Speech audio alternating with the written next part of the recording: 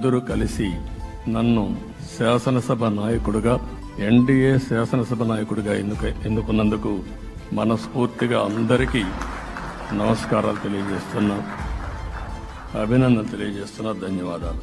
ఇప్పుడే మిత్రులు మాట్లాడారు. నేను కూడా చాలా ఎన్నికలు చూశాను. ఈసారి రాష్ట్ర చరిత్రలో ఎప్పుడూ ఇవ్వనటువంటి తీర్పు ఇచ్చారు. ఈ తీర్పు మళ్ళీ నిలబెట్టుకునే బాధ్యత మనందరిపైన ఉంటుంది.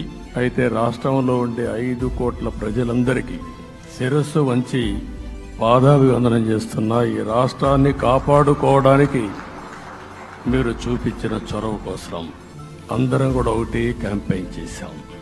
ప్రజలు గెలవాలి, రాష్ట్రం నిలబడాలి. ప్రజలు గెలిచారు. రాష్ట్రాన్ని నిలబెట్టే బాధ్యత ఇక్కడుండే శాసనసభ్యులపైన మనందరిపైన ఉంది.